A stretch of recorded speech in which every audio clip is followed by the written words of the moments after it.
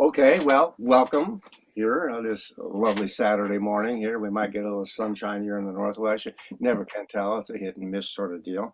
I'm Robert Force, and we're going to talk about songwriting or the process of being a songwriter. And I'm assuming that the reason you're in this class is you've already taken steps, maybe powerful steps in that direction. And all I really can do is I can witness for you uh, what went on in my life, essentially, to create what I what I personally, and let's draw the line there.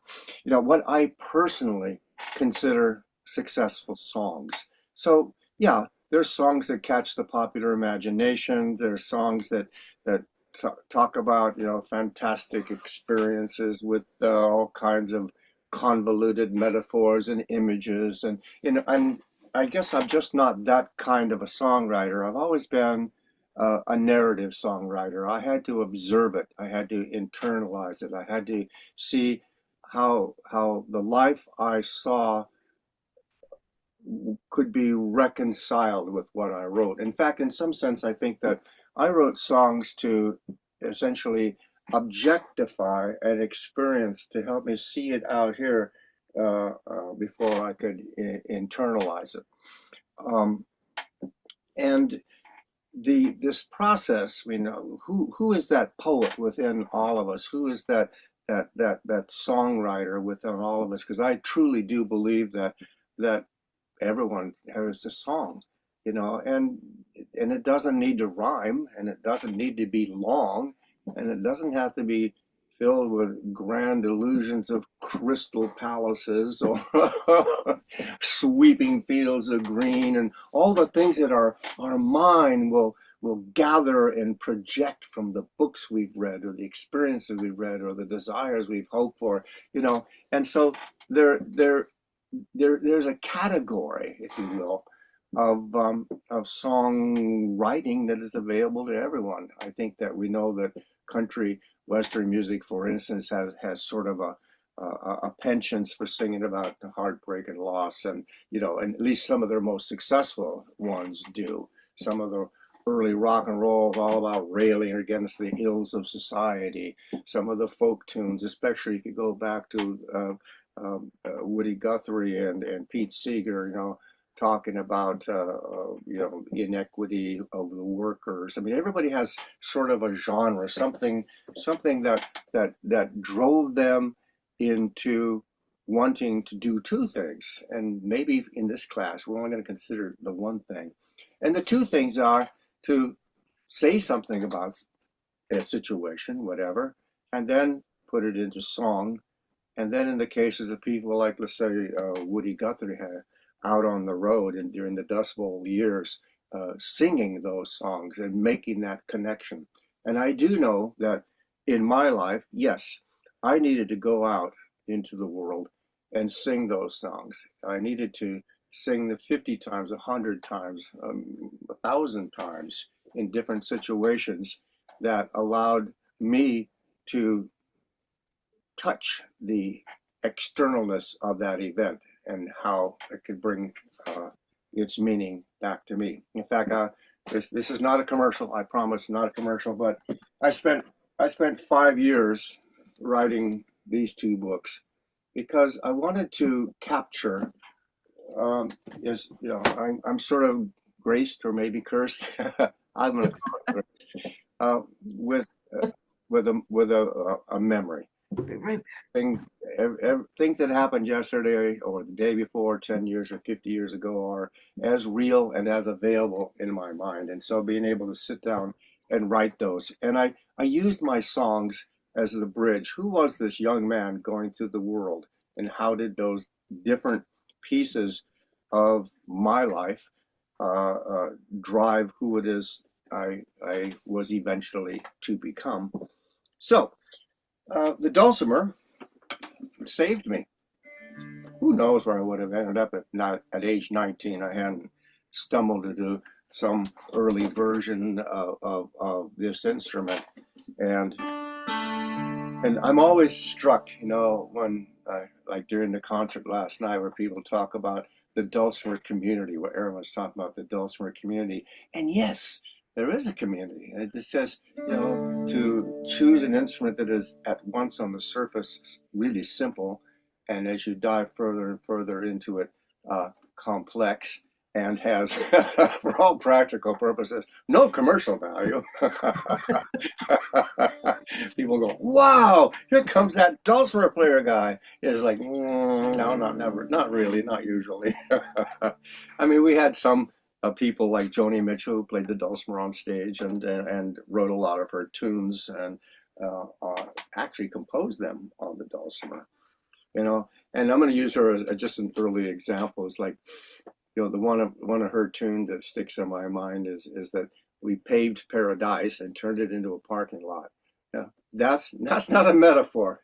That's that's she had some spot in her life, and all of a sudden, it became somebody else's commercial success. And I'm not here to judge that. As a young singer songwriter, sure, I had my opinions, and I wanted to call all these people into account for not viewing the beauty or the fragility or the majesty of life or whatever. But we go through those phases as a teen, as a 20, and then you have kids, and if you're lucky, maybe grandkids. And so this journey I'm going to take with you today is not so much. I would really love to say I could teach you how to be a song writer. I cannot. I can give you the permission to say whatever you want, and don't be afraid to put it to music. And I sort of prepared a little list. We're going to end up with Did You, because Did You gives me an example after 50 years of songwriting to, how do you put the complexity of a single life into 5 stanzas and 3 chords, and can you do so in such a way that the song, in a sense, is universal? And that's probably the very most important thing. We write for ourselves, and every once in a while, in the process of writing for ourselves, we tap into a universal condition. Everyone experiences loss, everyone experiences joy, and the capturing of those moments in your own life echo in the lives of others, and that's what makes a song catch on or be popular, is that there is a process of identifying with the song or the songwriter uh, that just touches a popular chord in people.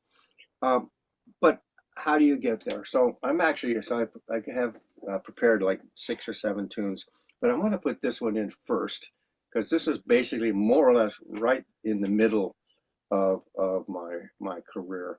This is I had found my first love finally, the one that I would eventually marry, but I had all these questions.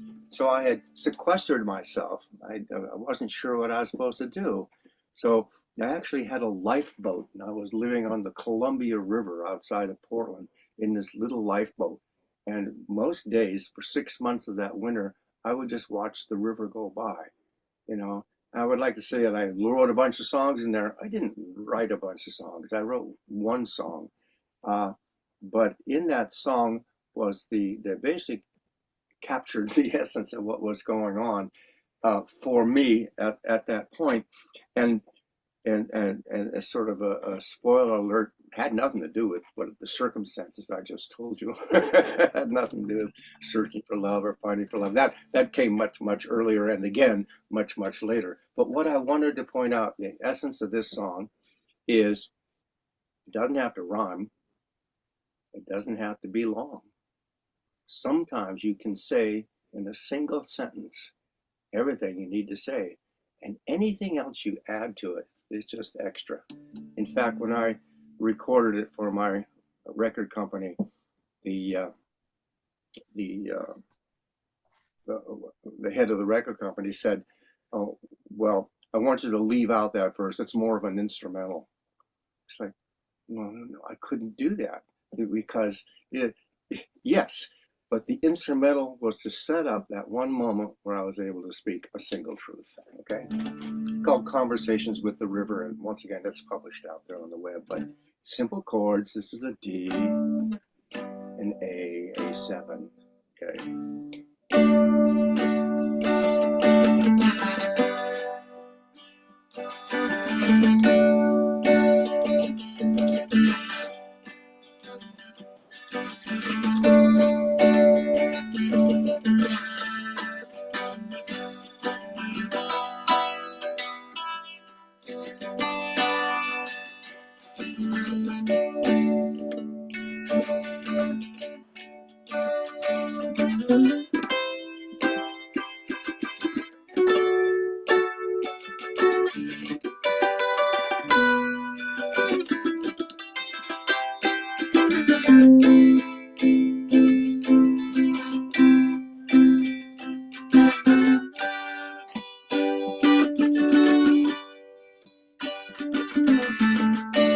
Conversation with the river, going on and on forever, carrying my boat of song, carrying my song.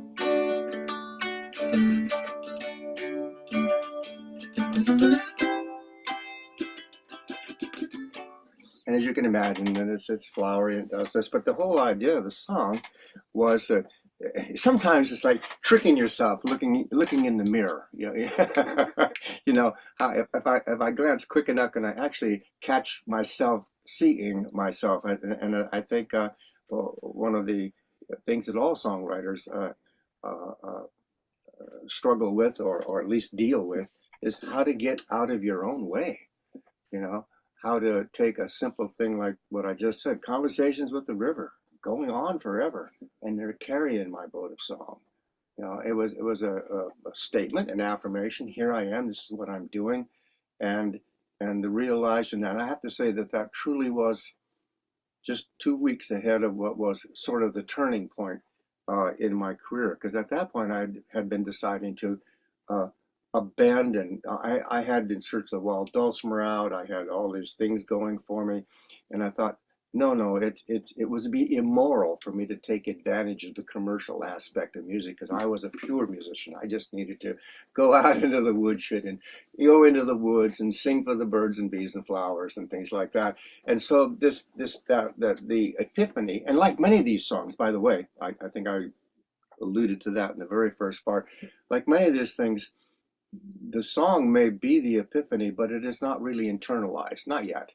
You know, you may have to sing it, and maybe 3 or 4 or 5 years down the road, you say, "Oh, that's what I actually meant. That was my, let's call it soul. That was my inner self calling out for some kind of a recognition that it." But my journey was on this being carried as a boat of song on the river of circumstances, wherever those circumstances led us. So I'm going to go back to some of the. So I picked up, like I say, 4 or 5 tunes that I think were very indicative, and all of these are in your. You can. I didn't give them as handouts, but they're certainly available on that web page that I asked you to go find for Did You? And I think the very first one. Oh, actually, I've never said this to anyone that's certainly not live and not on a recorded thing. But my very first song, sort of set my feet, and because I got the dulcimer and I got thrown into a world for 3 days, where for night and day I was like, I didn't know what it was. I didn't know it came from Appalachia. All I know is it sounded like that, and it just playing around on this, it just pulled me into this world of song. And what I had written, literally, I came out of very, very simple.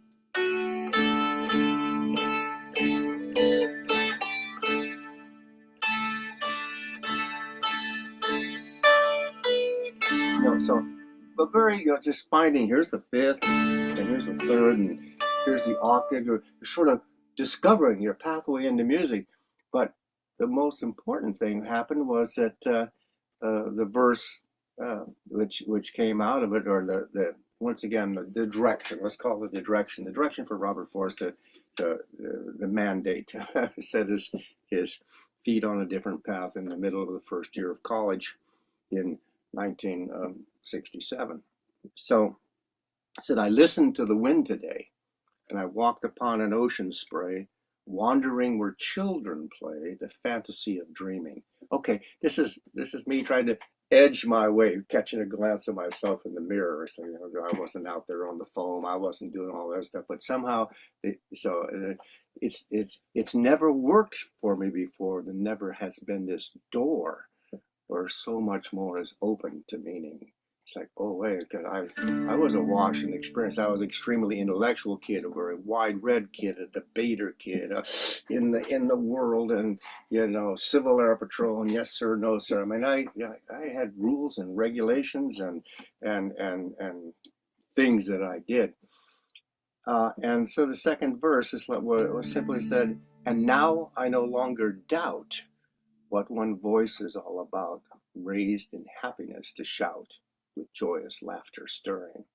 So in a sense, that second part of the verse, where the first one's like, oh, it's all flowers, and look, then the kids do this, and the ocean sprays, and and I think as songwriters, we do that. We cherry pick from images, but it once again led me to that central thing that, oh, that's what one voice is all about. And sometimes some of the biblical things, you know, make a joyful noise unto the Lord, or you know, the whole idea, or what I like, Emile Zola's statement, I came here for to live out loud, you know, and to me those are sort of guidelines. So anyway, that was called, and at that point, what did I name it? Neat Song.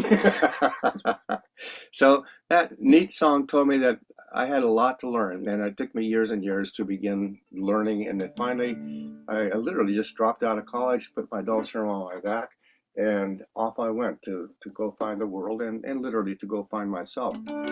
Sitting on the steps of an apartment that I took in Washington, D.C., I at that point, I'd been on the road long enough to, you know, you walk away from your friends, you walk away from your family, you walk away from any of that meaningful day-to-day experience.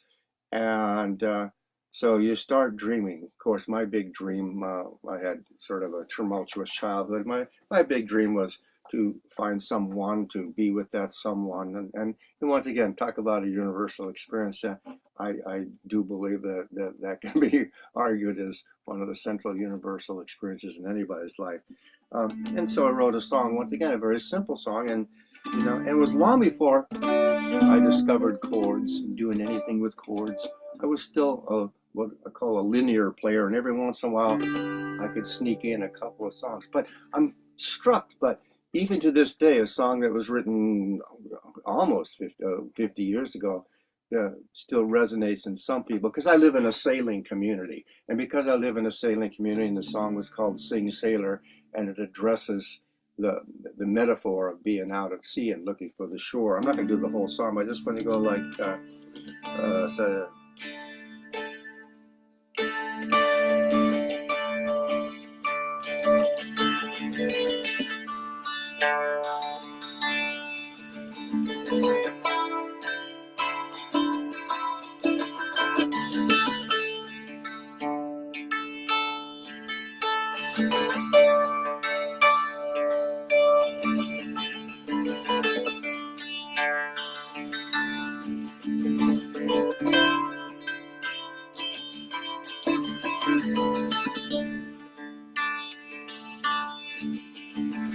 way ho, sing the sailor. Way ho, sing I. Way ho, sing the sailor. And away ho, bird fly. Okay, so we got the sailor, and that's me. I'm sitting on the steps. It's like, oh, I'm dreaming, I'm fantasizing, and oh, if I was a sailor, I'm lost on this sea. And then I've left my next verse says, I've left my loved one at home, and I'm out there on the world, and you know, and then the wind, she's a dragon. The wind, she's a song. Once again, it's metaphor, metaphor, metaphor, projection, projection, projection. Okay, so in the terms of our dialogue here, this became a successful song in the metaphor area, but it wasn't what I would call that personal epiphany type thing. But in the end, it says, the stars are my lantern, the stars are my guide, the stars bring me safely to lie by your side. Okay, and so the song, projection, projection, projection, then finally coming to that one, as we talked about before, the universal truth is like, yeah, you know, in the end, all this posturing and sniveling, no matter how poetic or how wonderful, was all based on looking for that final image. You know, at that point, there was no person for me to come back to and lay by the side of. Okay, so during those years, I hitchhiked. It sounds improbable. I hitchhiked well over 300,000 miles in the United States and Europe. Back then, putting your thumb out, having an instrument on your back, and maybe slightly long hair was sort of a ticket, you know. And people picked me up, took me into their homes, and and for all the concerts that I've done, or festivals, or all these other places, the real building block was that every night for the better part of 5 years, somebody took me home from that side of the road, fed me dinner, and I played them my songs. And I was able to see who they were and see the context. And it's not like I'm out there entertaining people. To a certain extent that was true. But when you're sitting around and they've got a couple of little kids that are there, and you're just singing songs, you're just playing music. So, all right, getting on to, so that piece, we've all gone through this. I can see a little bit, hopefully, from your ages, that we're gonna abandon these teens, 20s, and maybe 30s. Say, okay, we all know what we went through. We know what we looked for. We know that we had things happen to us, and so in some sense, all these are external. They're external events. So the one thing that happened to me in my life is a guy who was a mentor to me and a teacher, and really a ratsy, futsy old guy who lived in a chicken coop down by a river. And it sounds very poetic, and I guess on some level, when you look at it like that, it really is. But this guy, Charlie Berg, was just a terrible musician, just terrible. But the funny thing about it was, as a younger man, he had been a violin protege. And for some reason in his life, he literally put down all that stuff and just decided, kind of like Merlin in T.H. White's, he decided to live backwards in time, like he was undoing. So his tunes were scritchy, and he made things up, and he built instruments by jamming two pieces of something together, and as long as it made a sound, he was okay. And I came back from one of my extended tours and travels up to the town of Bellingham, Washington, to go look for him, and found out that he had died. By this time, I was living here in Port Townsend. I had two kids, a wonderful wife, the house I'm living in, and you hadn't really touched base because you got a career and you're out and you're doing those things and you're answering things on the telephone and going places, doing things. So I couldn't find him, and it really struck me. And we have a ferry boat that's between Port Townsend and the mainland. And on the way back, my wife and kids noticed that I just had clammed up. I mean, I had never had someone close die before, someone. And so this one I'm going to point to as being probably the exact turning point of being a songwriter who reached for songs, to one that looked at the world around him and then let those songs be part of that experience. And it's called Coffeehouse of Glory. I say, I'm not going to sing all these through because I'm going to get to working on these other tunes, but I want you to look at where they were. He was my friend, was my teacher. He played the fiddle, the banjo, and that mandolin. He had a sign on his cabin door that if you have to knock, you don't need to come in. He sang songs about Homer, Alaska, the old plank road, and Chevrolet trucks. Do more tunes than John Jacob Nice, but only changed the words. He got stuck. But you're gone now, Charlie Bird. No song can tell what you meant to me. You're gone, Bergodino. You locked your cabin and you left no key. Locked your cabin, left no key. So then it's like, he lived in this strange spot. So I just, okay, that's who he was. I'm writing this on a napkin during this 1/2 hour passage. You know, I had to, who was he? This is who he was in my life. He did all this weird stuff, and he played crazy music, and like one of his tunes is Chevrolet truck hums like a duck, and it was like, you know. But then he lived in this place called, it was kind of a poet's refuge out of the town of LaConner called Fishtown Slough.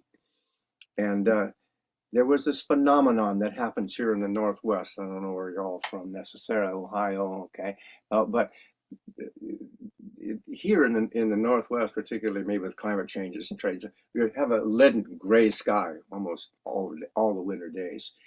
And the only time you see the sun is usually for about 15 minutes before it sets, because it actually goes over the Pacific Ocean just underneath the cloud cover, and this low angle light shoots through the valleys and so he was down in this little slough. And so here comes that well, dare I say, affirmation. You know, I wouldn't call myself a religious person, but I am a spiritual person. I try to look at life. I see its connectivity. I try to honor the paths of the things I see before me. And we're all, we all have the images of angels within us. And so angels had to come into the song. So when the fog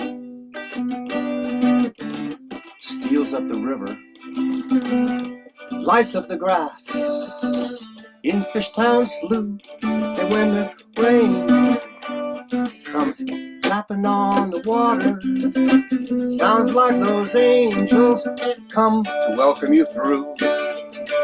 You've got them singing the old plank road, shouting out the words and pounding out the tune. And it's been a long time since the Coffeehouse of Glory shook the gates of heaven with no standing room. So I was like, I'm a folk singer. I'm going to picture heaven or Charlie Berg in heaven. It isn't gilded white and harps. No, he's in some kind of old coffee house and got all these tables that are made out of old wire spools, and everybody's having a root beer or a beer or whatever they're having there. And he's up there doing his ratsy-fatsy song, and everyone's going, yeah, go Charlie, go Charlie.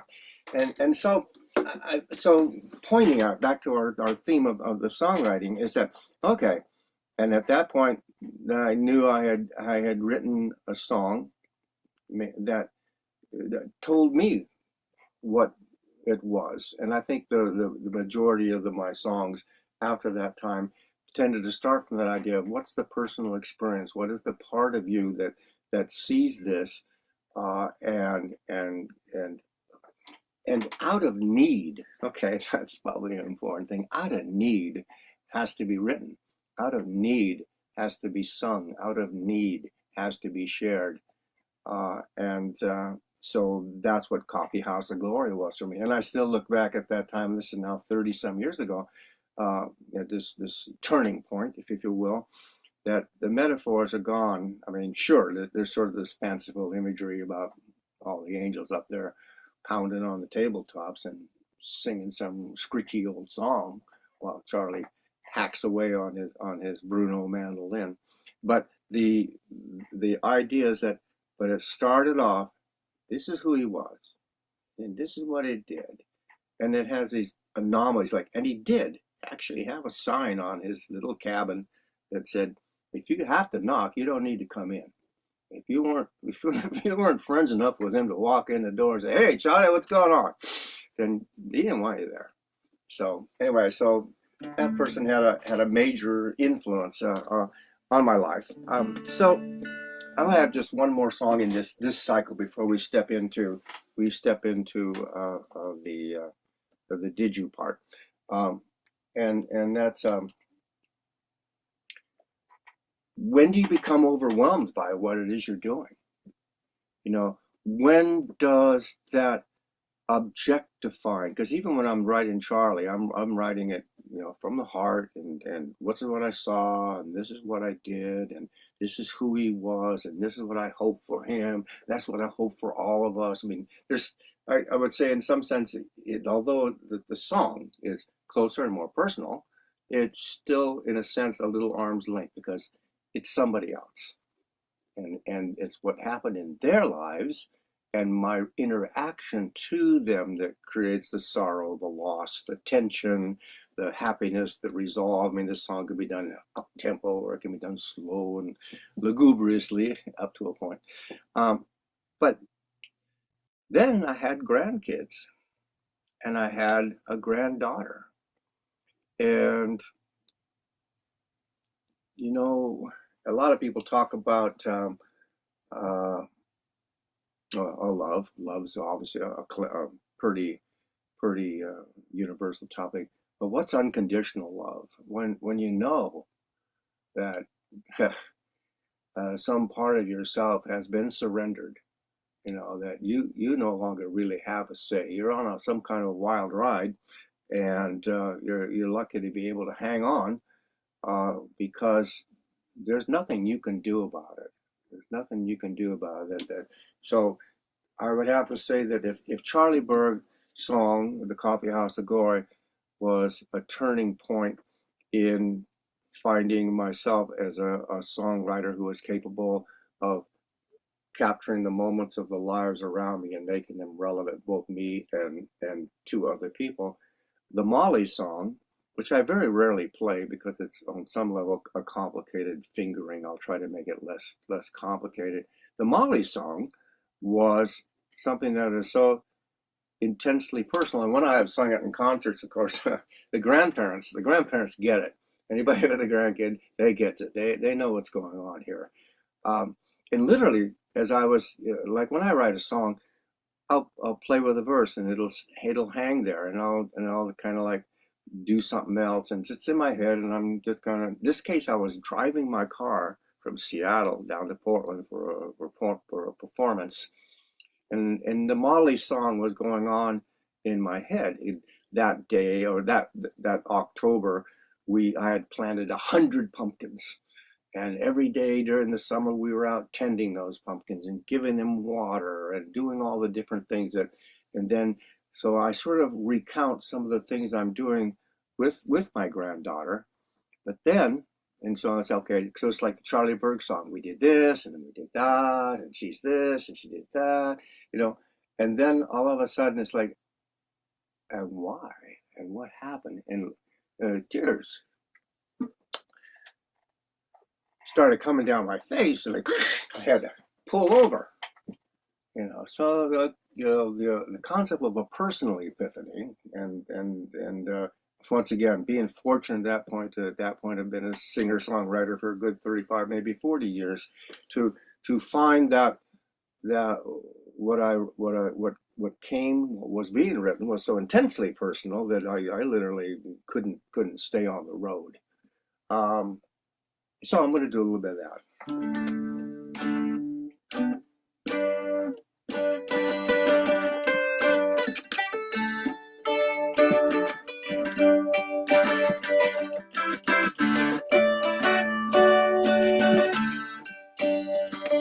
So the first part's narrative. Remember, and then we're going to get to that point where Robert Forrest is pulling off the side of the road because gets it.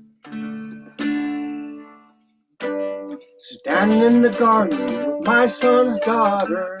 And that's a very clear. It's my son's daughter. He had that child when conceived her when he was 17. So it was one of those, oh my gosh, you get a baby at 18, and I'm a very young grandfather. And how do you, so you'll see in the first part of the song, I'm talking about my son's daughter. She's this Molly. Who's this person coming into my life? Standing in the garden with my son's daughter, talking to the pumpkins, giving them water, and picking strawberries fresh from the vine. One's for you and the other one's mine. And we better pick one for Grandma too, 'cause that's the right thing for us to do. I'm going out to breakfast. My son's daughter, she's standing up. She's pounding on the table, spills a little water. Then she looks underneath to see where it goes. She makes a funny face and she says, oh. Then it's back to the pancakes smothered in jam. Can't help but think how lucky I am. Now we live in a harbor. I'm down in the harbor with my granddaughter. We're looking at the boats and laughing at the otters. One's up on the dock and he's got a fish. Close your eyes, little Molly, let's make a wish. I swear by the stars I see in your eyes, I love you, little girl, till the day that I die.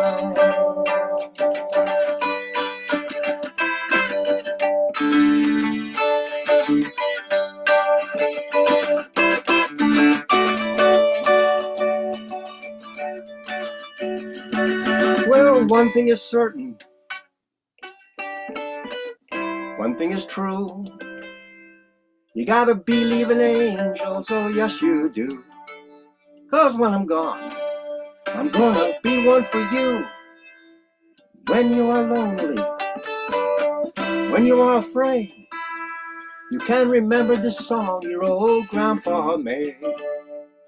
And you'll be back in the garden, and you'll be two, and I'll be holding your hand, standing right next to you. 'Cause songs from the heart, with the simplest of rhymes, they have the power to reach through time. And you'll be back in the garden with your grandfather, talking to the pumpkins, giving them water, picking strawberries fresh from the vine. One's for you and the other one's mine. And we better pick one for Grandma too, 'cause that's the right thing for us to do. Okay, well, you heard it. I know you heard it. Watching your face, you see it. Yeah. And I think what conversations with the river and the boat of song thing is like, okay, here's Robert Force's life finally made one full complete circle where you're stepping out of the any of the aspect of the commercial of it, and you are simply being true to yourself in a song, because it's worth saying. One thing is certain, one thing is true. You got to believe in angels. Yes, you do. You know, 'cause songs from the heart, with the simplest of rhymes, they have the power to reach through time. And if there was a single salient, let's put it down to a capsule here, about the songwriting moment, the permission that you're giving yourself, and verified by Robert Force in his funny little room here in Port Townsend, says you can do this. You already do this. You don't need to rhyme. The melody can be the scantest of anything, and if, but these songs, they have the power to reach through time, and that's, it's great to get into a jam and everybody's old Joe Clarking, and then they're boil them cabbage downing and their sloop John being or whatever. It's nice. That's fun. It's great. It's the athleticism and sportsmanship and camaraderie and all that, hoofing and dancing and banging and clogging. And that's part of the wonderful experience of just playing music. Okay, just music. Well, you're a songwriter now. There's people, there's tens of thousands of millions of songs that are out there, and there's always one of them that speaks to you or speaks to the moment, so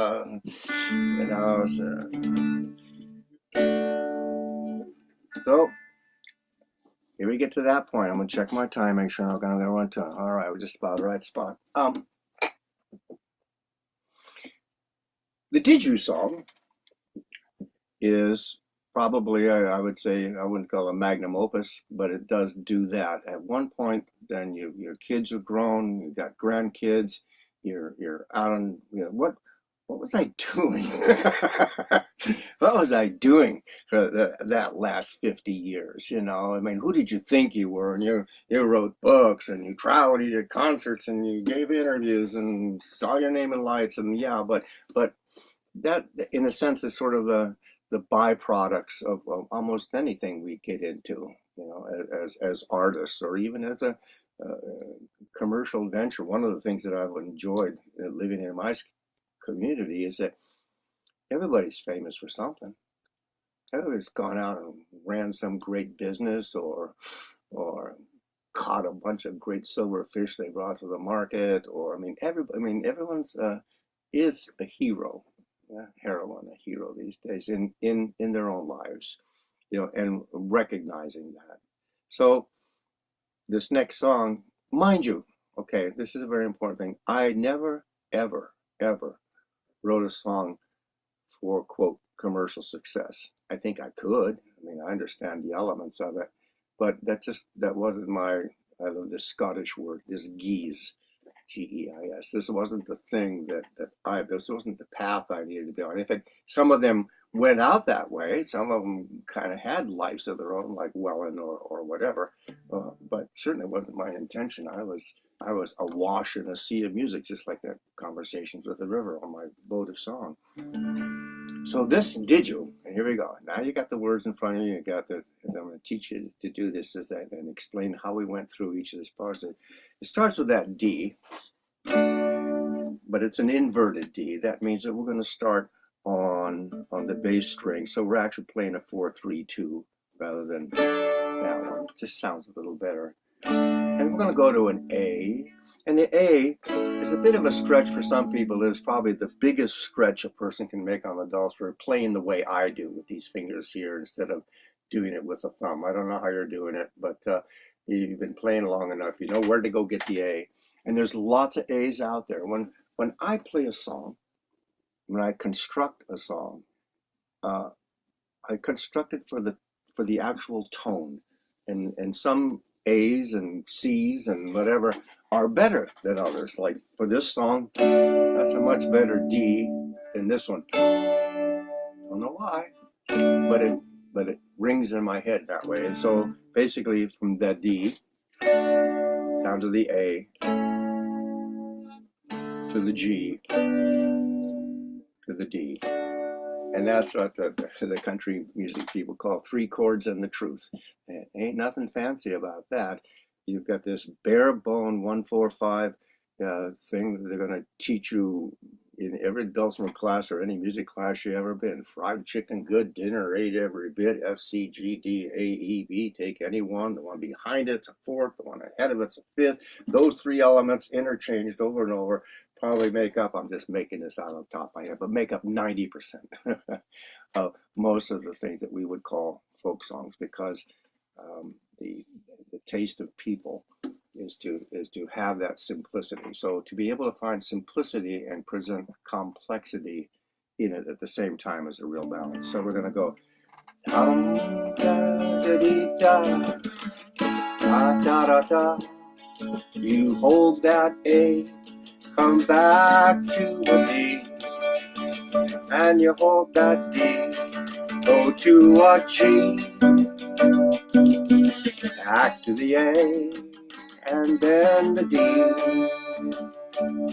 You got D, D, D, slide down to the A and hold it. You hold that A for a long time, come back to that D.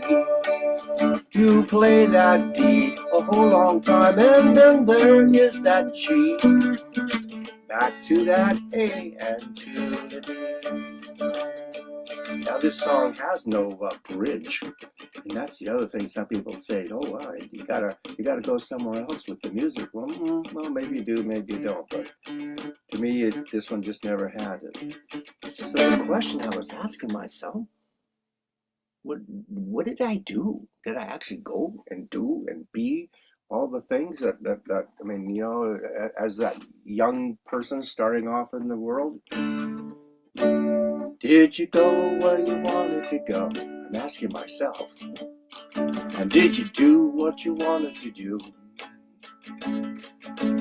Did you find somebody to love? Did that someone love you? Boy, that's an important question. No, we've all projected our love, but that time in your life, I mean, dude, that's in me is in terms of my own personal life, that is the real turning point there.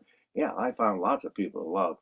And I found one who loved me back in a way that I could build a life on, you know. So, and did they love you? Could you be who you wanted to be? And did you reach for the farthest star? Did you find out who you are? And that verse was a question. I'm just asking myself, and I probably carried it around inside of me with kind of a rudiments of that tune for months. Did I do this? Did I do that? Did I do that? And then some friends of mine, Dobby and Mary, were on a vacation down in Cabo San Lucas. And then down there, the second verse of the song, I'm staring out over the sea, and I see the sun is rising over the sea. That you can't usually see on the West Coast, except way down there in southern Baja California. And the pelicans are doing their thing. So, did you watch a tropical sunrise on a southern California sea? Did you watch those pelicans skimming the wave tops on the breeze? Did you see your footsteps disappear on the sands of a changing tide? Did you stop and kiss your young bride? Later in that day, after we woke up, we took a little rental car and went to another part of the Cape, totally barren sand for miles and miles and miles. And while my wife and my two friends went one way, I went another way.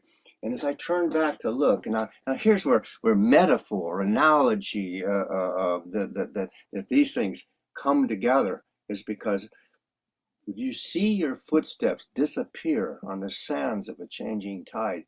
Boy, that's pretty metaphysical. I mean, you can take it any way you want, but for me, I literally turned around, and the steps between me and them, many of them were washed out as the tide had come in.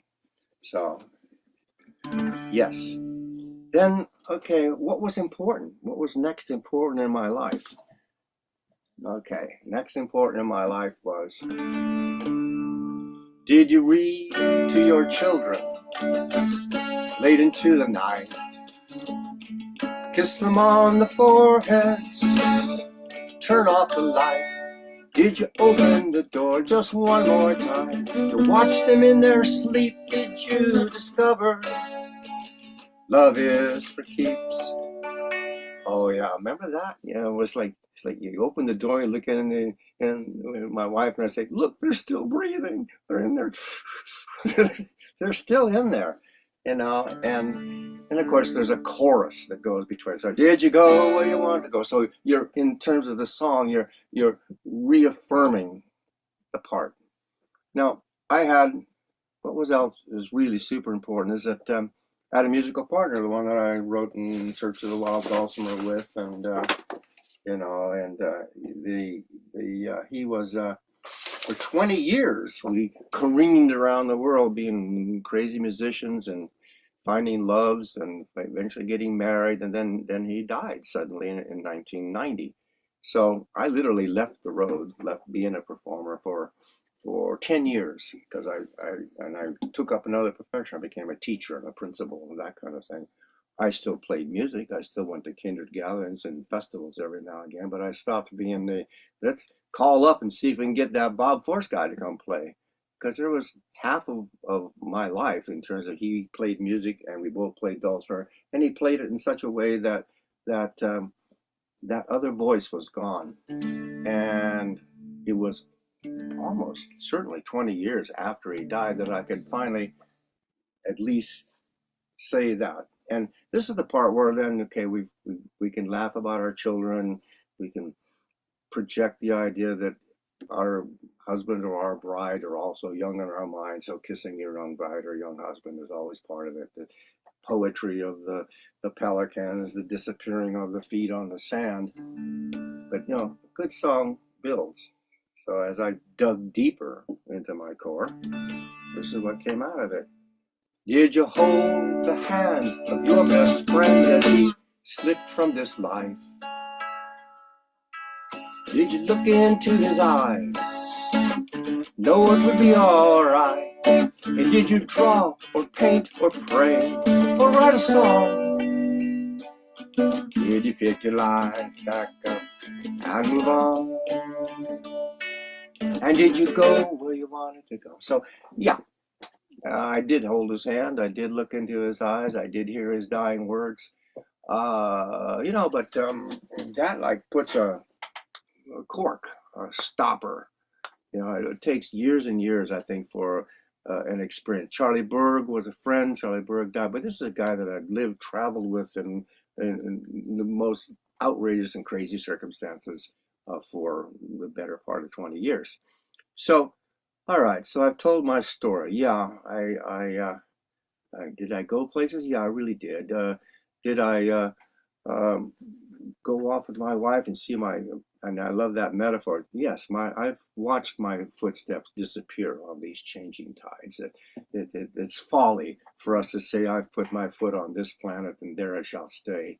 That things are ephemeral, and that having children very strong part, because the idea that love, it has such a deeper meaning, the responsibility of it. And then finally to talk about Albert and his passing and say, and what did I do? Did I get back out there? Did I write a song? Did I internalize it? And most importantly, did I move on? Did I move on? Can I lay his spirit to rest, my spirit to rest? And none of this stuff goes away. You're still carrying it with you.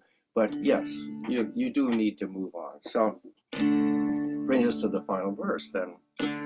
Did you find yourself humbled beneath a great and starry sky? Did you hold that wonder within you as time passed you by?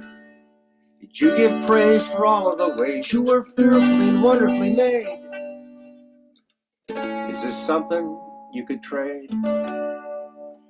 One of my childhood heroes was Robert Louis Stevenson and his poem Under the Wide and Starry Sky. So there's a bit of plagiarism in there. Either it's plagiarism or it's just actually the honoring, to pick an image out that was strong in my youth and say, yeah, I stood under that wide and starry sky.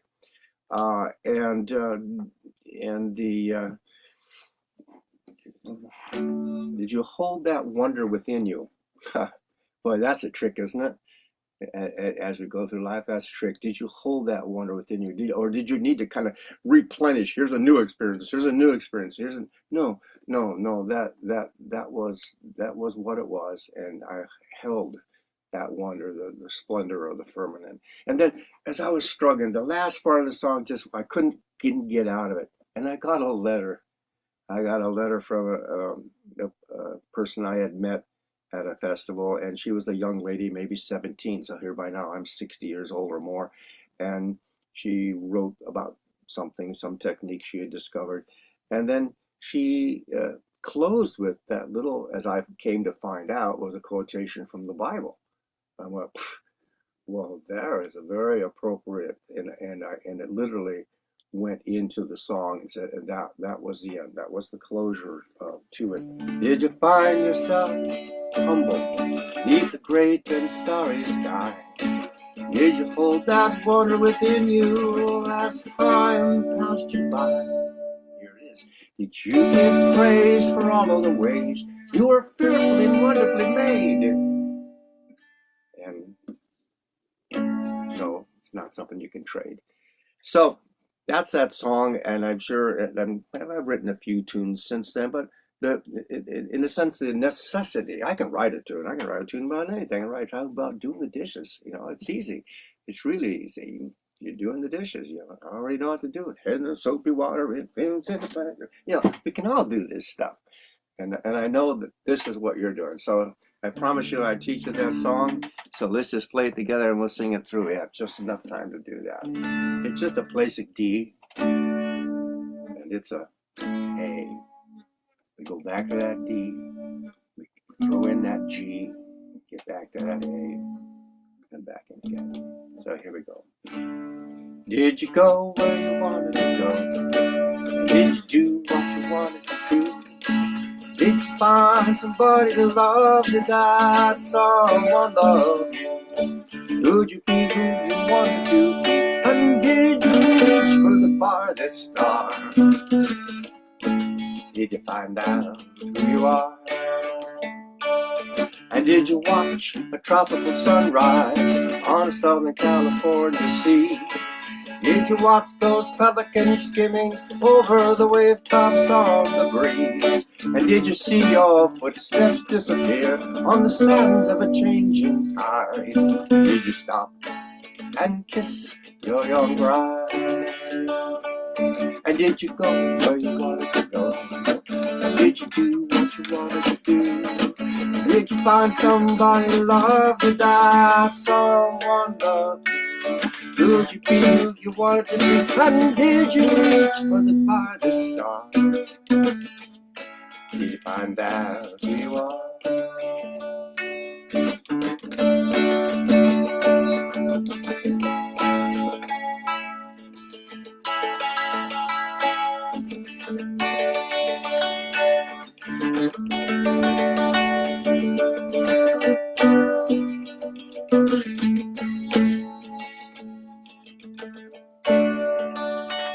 And did you read to your children late into the night? Kiss them on the forehead, turn off the light. And did you open the door just one more time? Watch them in their sleep. Did you discover love is what keeps? Yes, did you go where you wanted to go?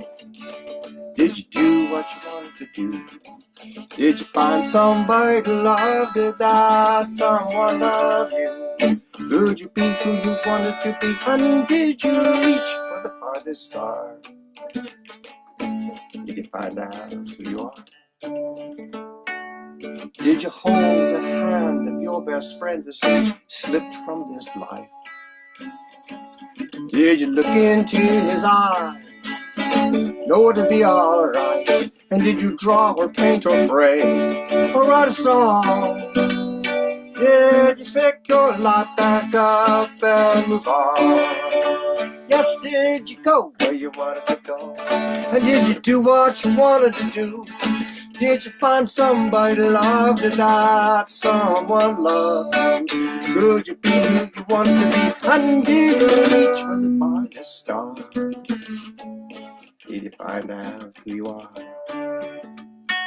And did you find yourself humbled beneath the great and starry sky? Did you hold that wonder within you as time passed you by? Did you give praise for all of the ways you were fearfully and wonderfully made? Is this something you could trade? Yes, did you go where you wanted to go? Did you do what you wanted to do? Did you find somebody to love? Did that someone love you? Could you be who you wanted to be? And did you reach for the farthest star? Did you find out who you are? Did you go? Did you do? And did you love?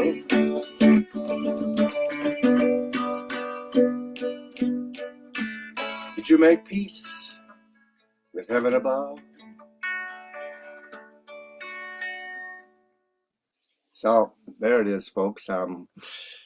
Sort of a trajectory in one young man's life who managed to get gray hair and become an old man.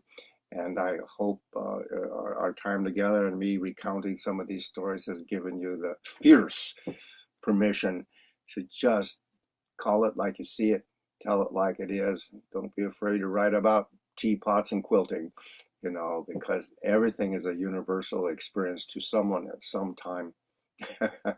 So I guess we've got to the edge of our time limit, 1 minute over. So I know you have other classes to go to.